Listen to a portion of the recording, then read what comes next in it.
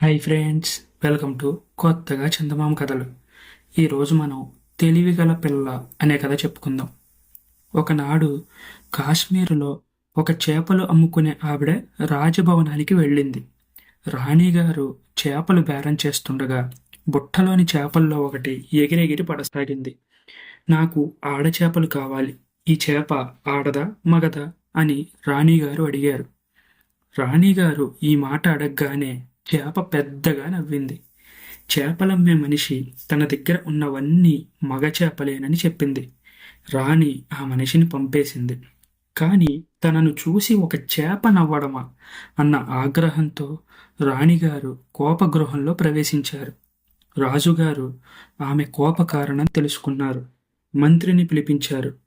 ఒక సామాన్యపు చేప రాణిగారిని చూసి నవ్విందట. దీనికి కారణం ఏమిటో నెల రోజుల్లోగా తెలుసుకోలేని పక్షంలో నీ తల తీయిస్తాను అని హెచ్చరించాడు. మంత్రి గుండెల్లో రాయి పడింది. ఆయన విచారంతో ఇంటికి వెళ్ళాడు.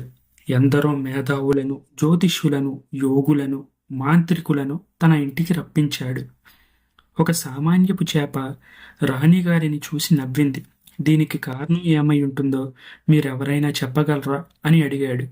కానీ ఒక్కరూ చెప్పలేకపోయారు. దీంతో మంత్రికి తనకు చావు తప్పదు అనిపించింది. ఆయన మనోవ్యాధితో మంచం ఎక్కాడు. మంత్రి కుమారుడు చాలా తెలివిగలవాడు. తండ్రికి కావలసిన సమాధానం కోసం తానే స్వయంగా బయలుదేరాడు. అతను కొన్ని రోజులు ప్రయాణం చేశాక దారిలో ఒక ముసలి రైతు కనబడ్డాడు. ఆ రైతుతో పాటే మంత్రి కుమారుడు కూడా నడవసాగాడు. కొంత దూరం పోయాక మంత్రి కుమారుడు రైతుతో, మనం ఇలా నడిచే కన్నా ఒకరి భుజాల మీద ఒకరిని మోసుకుంటూ వెళ్తే ఇద్దరికి నడక సులువవుతుంది కదా, ఏమంటావు అన్నాడు. అయితే రైతు సమాధానం చెప్పలేదు. తన వెంట వచ్చే కుర్రాడికి మతి సరిగ్గా లేదు కాబోలు అని అనుకున్నాడు. మరికొంత దూరం పోయాక మంత్రి కుమారుడు కోతకు సిద్ధంగా ఉన్న చేనొకటి చూశాడు. దీన్ని ఇంకా తినేయలేదంటబ్బా అని అడిగాడు. దానికి రైతు జవాబు చెప్పలేదు. ఈ మాటతో రైతు అనుమానం మరింత ఎక్కువైంది. ఇంకొంత దూరం పోయాక ఒక అడవి వచ్చింది. మంత్రి కుమారుడు రైతుకు ఒక బాకు తీసి ఇచ్చి, ఇది తీసుకువెళ్ళి 2 గుర్రాలు తీసుకురాగలవా, మనకు ఉపయోగపడతాయి. బాకు మాత్రం పోగొట్టవద్దు సుమా, చాలా ఖరీదైంది అని చెప్పాడు. దానికి కూడా రైతు ఏమీ జవాబు చెప్పలేదు. తనతో ఈ విధంగా మాట్లాడే కుర్రవాడికి ఖచ్చితంగా పిచ్చే అయి ఉంటుందని రూఢి మాత్రం చేసుకున్నాడు. అడవి దాటి ఇద్దరూ ఒక నగరంలోకి ప్రవేశించారు. ఆ నగరంలోని వారెవ్వరూ వీరిని పలకరించలేదు.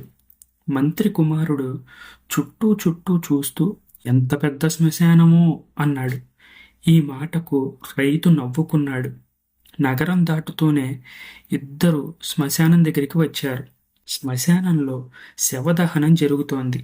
చనిపోయిన వాడి బంధువులు వచ్చేపోయే వారికి ఏవేవో తినుబండారాలు ఇస్తున్నారు. వీరిద్దరికీ కూడా ఇచ్చారు. 2 అడుగులు వేసి మంత్రి కుమారుడు చుట్టూ చూశాడు. ఆహా, ఇది ఎంత దివ్యమైన నగరం అన్నాడు. కొద్ది దూరంలో ఒక వాగు అడ్డం వచ్చింది. రైతు చెప్పులు చేతిలో పట్టుకొని ధోవతి పైకి కట్టుకొని వాగు దాటాడు. మంత్రి కుమారుడు మాత్రం ఇదేది చేయకుండానే వాగు దాటేశాడు. ఎలాగైతేనే రైతు గ్రామం చేరుకున్నాడు. తన వెంట వచ్చిన యువకుడు ఎంత వెర్రివాడైనా చాలా దూరం నుంచి తన వెంట కలిసి నడిచాడు కనుక రైతు అతన్ని తన ఇంటికి భోజనానికి రావాల్సిందిగా పిలిచాడు. దానికి మంత్రి కుమారుడు, మీ ఇంటికి అలాగే వస్తాను, కానీ మీ ఇంటి వాసాలు బలమైనవో కాదో ఆలోచించుకొని మరీ పిలవండి అన్నాడు. ఈ పిచ్చివాడితో మాట్లాడడమే నా తప్పు అనుకొని రైతు తానొక్కడే ఇంటికి వెళ్ళాడు. తన భార్యకు, బిడ్డలకు తన వెంట వచ్చిన పిచ్చి కుర్రవాడి గురించిన సంగతి వివరంగా చెప్పాడు. రైతు కూతురు చాలా తెలివిగలది. తండ్రి చెప్పిందంతా విన్న తర్వాత ఆ పిల్ల అతనితో ఇలా అంది, నాన్న, ఆ కుర్రవాడు పిచ్చివాడు కాదు, చాలా తెలివిగలవాడు. అందుకే అతని మాటలు నీకు అర్థం కాదు. ఒకరి భుజాల మీద ఒకరిని మోసుకుంటూ పోదాం అనడంలో అతని ఉద్దేశం ఒకరికొకరు కథలు చెప్పుకుంటూ నడుద్దామని. పొలాన్ని ఇంకా తినివేయలేదంటబ్బా అంటే రైతులకు సామాన్యంగా ఉండే అప్పుల వాళ్ళు పంట కాజేయలేదేమిటా అని. బాకు తీసుకుపోయి 2 గుర్రాలు తీసుకురమ్మనడంలో అతని ఉద్దేశం 2 దుడ్డు కర్రలు నరుక్కురమ్మని. అవి అడవిలో ఏదైనా వస్తే అండగా ఉంటాయనేను. నగరంలో ఎవ్వరూ పలకరించనందున అది అతనికి శ్మశానంలా కనిపించింది. శ్మశానంలో ఆతిథ్యం దొరికింది కనుక దాన్ని నగరం అన్నాడు. వాగు దాటేటప్పుడు నీటిలో ఏముంటుందో తెలియదు కనుక అతను పాదరక్షలు విప్పలేదు, దోవతి పైకి కట్టలేదు. అతను చాలా తెలివైన వాడు. మన ఇంటివాసాలు బలమైనవని చెప్పి ఉంటే తప్పక వచ్చేవాడు. ఇల్లు తనను భరిస్తుందో లేదో అని తెలుసుకోవడానికే ఆయన అలా అడిగాడు. నేను ఆయనకు ఆతిథ్యం ఇస్తానుండు అని చెప్పింది. రైతు కూతురు ఒక చిన్న గిన్నె నిండా నెయ్యి, 12 చపాతీలు, ఒక దుత్త నిండా పాలు నౌకరి చేతికిచ్చి ఊరి బయట ఉన్న మంత్రి కుమారుడికి పంపిస్తూ ఒక చిన్న ఉత్తరంలో ఈ విధంగా రాసింది. మిత్రమా, చంద్రుడు సంపూర్ణుడు, సంవత్సరానికి 12 నెలలు. సముద్రుడు చెలియలి కట్టను దాట ప్రయత్నిస్తున్నాడు అని ఉంది. రైతు కూతురిచ్చిన వస్తువులను నౌకరు మంత్రి కుమారుడి వద్దకు తీసుకుపోతూ ఉండగా నౌకరు కొడుకు దారిలో తటస్థపడ్డాడు. తండ్రి వద్ద మారం చేసి కొంత పదార్థం కాజేశాడు. నౌకరు మిగిలిన వాటిని తీసుకుపోయి మంత్రి కుమారుడికి ఇచ్చాడు.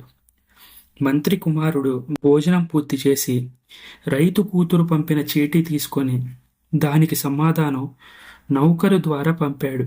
స్నేహితురాల, అమావాస్య చంద్రుడు కావడం చేత అతని జాడే తెలియదు. ఏడాదికి 11 మాసాలేనని నాకు తోస్తోంది. సముద్రంలో నీరు సగానికి పైగా తీసి ఉంది అని రాసి ఉంది అందులో. ఈ సమాధానం వినగానే రైతు కూతురు నౌకరుతో, నేనిచ్చిన నెయ్యి, 1 చపాతి, సగం పాలు ఏం చేశావు అని అడిగింది. దొంగతనం బయటపడిపోయింది. ఆ తర్వాత ముసలి రైతు వెళ్ళి మంత్రి కుమారుణ్ణి తన ఇంటికి పిలుచుకుని వచ్చాడు. మంత్రి కుమారుడు, రైతు కూతురు చాలాసేపు మాట్లాడుకున్నారు. చివరకు మంత్రి కుమారుడు రైతు కూతురుతో రాణిగారిని చూసి చేప నవ్విన వృత్తాంతం పూసగుచ్చినట్లు చెప్పాడు. ఆ చేప అలా నవ్వడానికి కారణం ఏమై ఉంటుంది అని అడిగాడు. రాణిగారి అంతఃపురంలో ఎవ్వరికీ తెలియకుండా ఒక పురుషుడు నివసిస్తూ ఉండాలి అన్నది రైతు కూతురు. మంత్రి కుమారుడు ఆ మాటలకి ఆశ్చర్యపోయాడు. ఈ విషయం నిజమైతే రుజువు చేయడానికి నువ్వు తోడ్పడగలవా? నా తండ్రి ప్రాణాన్ని నువ్వు కాపాడిన దానివవుతావు అన్నాడు. సరే అని రైతు కూతురు మంత్రి కుమారుడు వెంట బయలుదేరింది. ఇద్దరు ఇంటికి తిరిగి వచ్చారు. రైతు కూతురు చెప్పిన మాటలు విని మంత్రి సంతోషించాడు. రాజుతో చేప నవ్వుకు గల కారణం చెప్పాడు. దీనికి రుజువు అని అడిగాడు రాజు. రాజనగరులో ఒక వెడల్పైన కందకం తవ్వించండి, దాని మీదుగా రాణిగారి పరిచారికలను దూకమని శాసించండి అని సలహా ఇచ్చింది రైతు కూతురు. ఆ ప్రకారంగానే కందకం తవ్వి రాణిగారి దాసీలందరినీ దూకమన్నారు. ఎవ్వరూ దూకలేకపోయారు. ఒక్కతి మాత్రం ధైర్యంగా ముందుకు వచ్చి దూకింది. ఆ మనిషి స్త్రీ కాదు, పరీక్షించండి అన్నది రైతు కూతురు. ఆమె చెప్పినట్టే రుజువైంది. ఆ మనిషి స్త్రీ కాదు, స్త్రీ వేషంలో అంతఃపురంలో ప్రవేశించిన పురుషుడు. మోసాన్ని బయటపెట్టినందుకు రాణిగారు చాలా సంతోషించింది. ఆ పురుషుణ్ణి తగిన విధంగా శిక్షించారు. రాజుగారి మంత్రికి గొప్ప బహుమతి ఇచ్చి మంత్రి కుమారుడికి రైతు కూతురికి వైభవంగా వివాహం జరిపించారు. ఈ కథ మీకు నచ్చినట్లయితే దీన్ని లైక్ చేయండి, మీ ఫ్రెండ్స్ అందరికీ షేర్ చేయండి. అలాగే మన ఛానల్ని సబ్స్క్రైబ్ చేసుకోవడం మాత్రం అస్సలు మర్చిపోకండి. Thank you friends.